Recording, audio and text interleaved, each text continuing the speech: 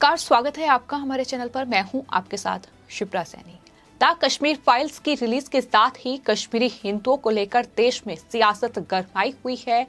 कश्मीरी हिंदुओं को लेकर एक बार फिर केजरीवाल का झूठ बेनकाब हुआ है। दरअसल हाल ही में दिल्ली विधानसभा में अरविंद केजरीवाल ने कश्मीरी पंडितों के नरसंहार पर बनी फिल्म द कश्मीर फाइल्स को यूट्यूब पर अपलोड करने, उसे झूठी फिल्म करार देने और साथ ही विधानसभा में कश्मीरी हिंदुओं के दर्द पर ठाके लगाकर हंसने वाले अरविंद केजरीवाल अब जब फंस चुके हैं तो लगातार सफाई पेश कर रहे हैं।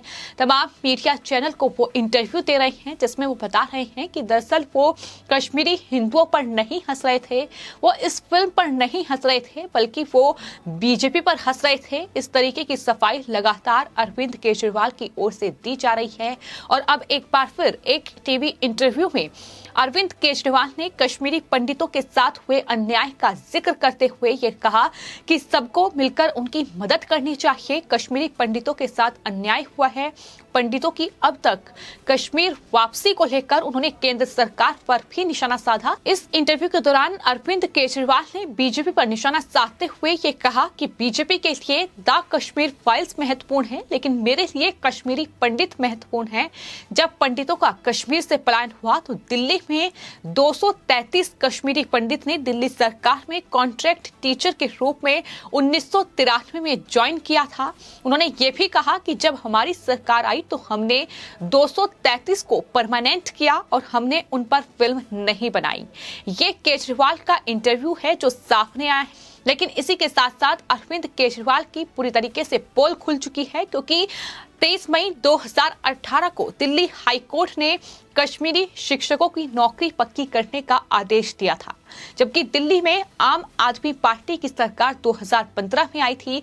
और ये दावा अरविंद केजरीवाल कर रहे हैं कि जब उनकी सरकार आई तो उन्होंने उन टीचर्स को परमानेंट किया, लेकिन 2018 की मीडिया रिपोर्ट ये दावा करती है कि दिल्ली हाई कोर्ट ने कश्मीरी जो टीचर्स थे उनकी नौकरी पक्की करने का आदेश जो है वो दिल्ली सरकार को दिया था। तो यही अरविंद केजरीवाल का झूठ बेनकाब हो जाता है। हालांकि सिर्फ इतना ही नहीं, जिस तरीके से दिल्ली विधानसभा में अरविंद केजरीवाल ने द कश्मीर फाइल्स को एक झूठी फिल्म करार दिया, उसके बाद लगातार जो विरोध है आम आदमी पार्टी के खिलाफ वो न सिर्फ राजधानी दिल्ली बल्कि देश भर में देखने को मिल रहा है। आम आदमी पार्टी अब एक के बाद एक इस पर सफाई पेश कर रही है।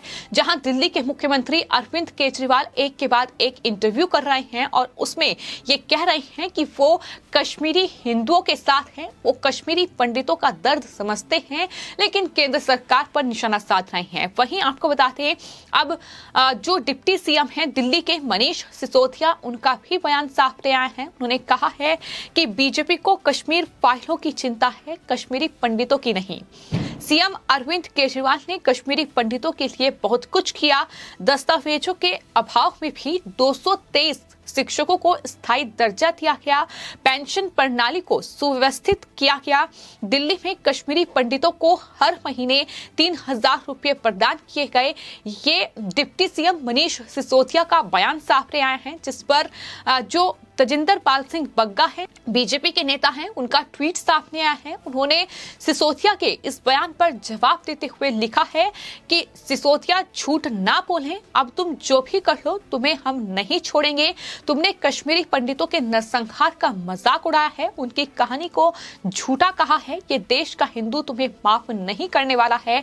एक बार कांग्रेस ने कहा था कि राम का अस्तित्व नहीं है, कांग्रेस खत्म हो गई और अब तुम्हारी बारी है। इस तरीके से जवाब लगातार बीजेपी के तमाम नेताओं की ओर से दिया जा रहा है, क्योंकि अरविंद केजरीवाल ने जिस तरीके से राजनीति के चक्कर में या यूं कहें कि केंद्र सरकार को घेरने के लिए, प्रधानमंत्री नरेंद्र मोदी को घेरने के लिए, बीजेपी को घेरने के लिए कश्मीरी हिंदुओं के नरसंहार पर दिल्ली विधानसभा में जो ये बयान दिया और उस पर भी जिस तरीके का मजाक उड़ाया गया, जाहिर तौर पर उसको लेकर लोगों का गुस्सा और नाराजगी अब लगातार सोशल मीडिया पर देखने को मिल रही है और लगातार अरविंद केजरीवाल के खिलाफ लोगों का गुस्सा भड़का हुआ है।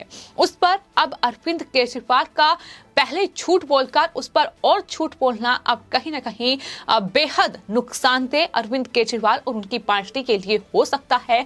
आने वाले वक्त में अरविंद केजरीवाल की पार्टी आम आदमी पार्टी को उनका ये बयान बड़ा नुकसान भी पहुंचा सकता है, क्योंकि हमने देखा कि द कश्मीर फाइल्स जब से रिलीज हुई है, लोगों की जो सेंटिमेंट है कहीं ना कहीं इस फिल्म से जुड़ चुके हैं और लोग लगातार इस फिल्म को देखने के लिए पहुंच रहे हैं।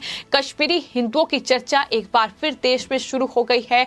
कश्मीरी हिंदुओं को किस तरीके से जम्मू कश्मीर में वापस बसाया जाए, किस तरीके से उनके रहने की व्यवस्था की जाए, उन्हें उनकी खोई जो जमीनें हैं वो वापस मिले, जो कारोबार उन्होंने चलाए थे जम्मू कश्मीर में वो वापस अपने घर लौट पाए, अपने कारोबार स्थापित कर पाए। तमाम कोशिशें केंद्र सरकार की ओर से लगातार जारी है, लेकिन राजनीति के चक्कर में जिस तरीके की बयानबाजी अरविंद केजरीवाल की ओर से दिल्ली विधानसभा में की गई वो अपने आप में बेहद दुर्भाग्यपूर्ण है।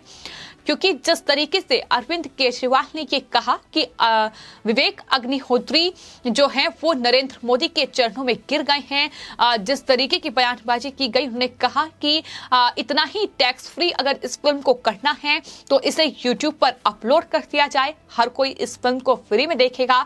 यानी दिल्ली में अगर बीजेपी इस फिल्म को टैक्स फ्री करने की मांग कर रही है तो उस पर अरविंद केजरीवाल का कहना है कि यूट्यूब पर अपलोड कर दिया जाए। सिर्फ इतना ही नहीं, जहां इतनी बड़ी तादाद में लोग इस फिल्म को देखने के लिए पहुंच रहे हैं, जहां लोगों की भावनाएं इस फिल्म से जुड़ चुकी हैं, तो वहीं अरविंद केजरीवाल इस फिल्म को झूठा करार दे रहे हैं और वो कह रहे हैं कि ये एक प्रोपेगेंडा है।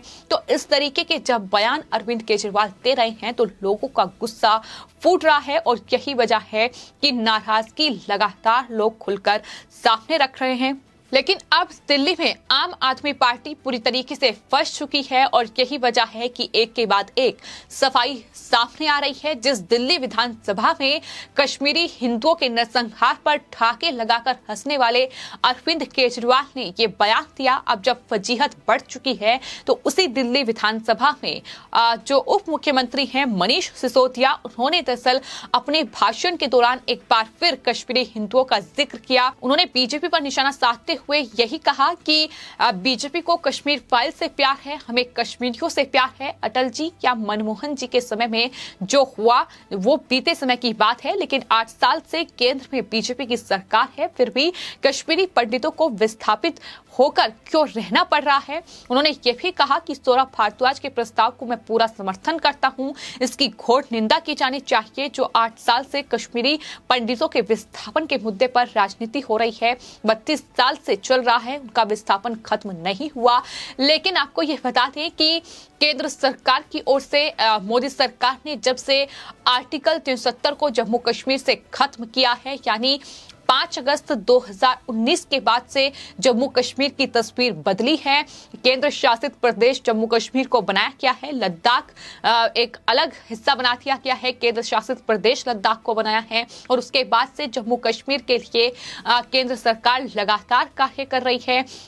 बकायदा कश्मीरी हिंदू परिवार जो वहां से यहाँ रह रहे हैं, जो प्लान करने पर मजबूर हुए थे, उन्हें वापस किस तरीके से उन्हें उनका पुनर्वास हो सके उसको लेकर भी कोशिश लगातार जारी है। बकायदा संसद में जो आंकड़ा है वो केंद्र सरकार की ओर से वक्त वक्त पर जारी किया गया है कि क्या कुछ कार्य जो हैं वो आर्टिकल 370 को खत्म करने के बाद केंद्र सरकार की ओर से जम्मू कश्मीर के लिए किए गए हैं।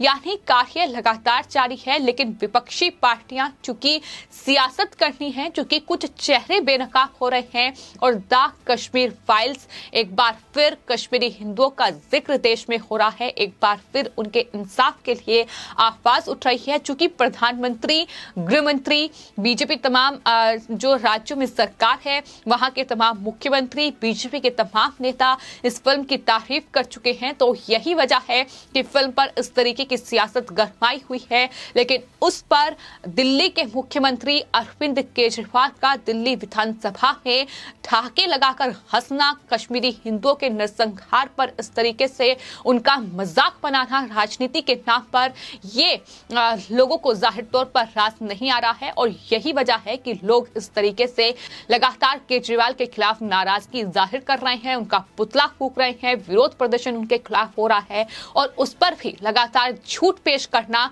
कि उन्होंने कश्मीरी पंडितों को, जो टीचर्स थे, जो कॉन्ट्रैक्ट पे थे, उन्हें परमानेंट किया है, इस पर भी किस तरीके का झूठ रखा गया वो भी आज हम सबके सामने है। फिलहाल आपकी इस पूरे मामले पर क्या राय है हमें कमेंट बॉक्स में जरूर लिखें और चैनल को सब्सक्राइब करें। धन्यवाद।